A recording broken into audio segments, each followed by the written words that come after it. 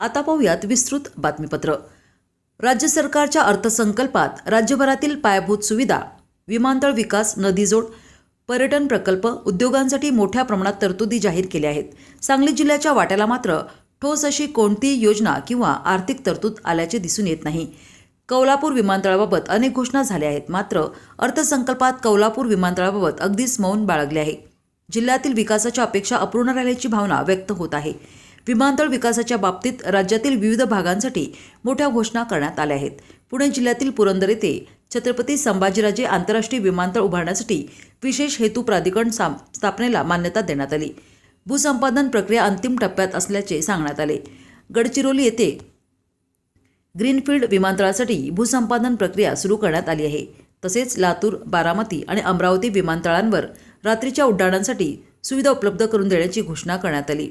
शिर्डी, नाशिक, छत्रपती संभाजीनगर, अमरावती, अकोला, रत्नागिरी, यवतमाळ आणि कराड विमानतळाच्या विस्तारीकरणाची कामे सुरू करण्याची घोषणा अर्थसंकल्पात करण्यात आली आहे। मात्र कौलापूर विमानतळाचा उल्लेखही झालेला नाही।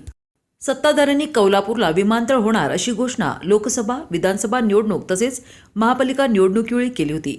मात्र मंत्रालय स्तरावर बैठकाही झालेल्या आहेत, पण अर्थसंकल्पात कौलापूर विमानतळाबाबत काहीच उल्लेख नाही। त्यामुळे नागरिकांमधून नाराजीचा सूर उमटत आहे। वैनगंगा, नळगंगा नदीजोड, दमणगंगा, वैतरणा गोदावरी नदीजोड, दमणगंगा एकदरे गोदावरी नदीजोड तसेच बारामती आणि पुरंदर तालुक्यातील अवर्षणग्रस्त भागातील निराकरा नदीजोड प्रकल्पासाठी हजारो कोटी रुपयांची तरतूद करण्यात आली आहे। सांगली जिल्ह्यातही नदीजोड प्रकल्प राबवता आला असता मात्र त्याकडे दुर्लक्ष झाल्याचे दिसते। राज्यातील विविध जिल्ह्यांसाठी रस्ते, पर्यटन प्रकल्पांची घोषणा होत असताना सांगली जिल्ह्यासाठी मात्र कोणतीही महत्त्वाची योजना किंवा तरतूद नसल्याचे दिसून येत आहे। जिल्ह्यात मोठे उद्योग नाहीत, लघु आणि मध्यम उद्योगांसाठी विशेष योजना, उपक्रम दिसत नाही। त्यामुळे रोजगार निर्मिती कशी होणार असा प्रश्न उपस्थित केला जात आहे। सिंधुदुर्ग आणि रत्नागिरी जिल्ह्याच्या सर्वकष विकासासाठी सिंधुरत्न समृद्ध योजना 2.0 प्रस्तावित करण्यात आली आहे। पण सांगलीच्या सर्वकष विकासासाठी अशी एखादी योजना का आकाराला येत नाही असा प्रश्न सामान्य नागरिकांमधून उपस्थित होत आहे।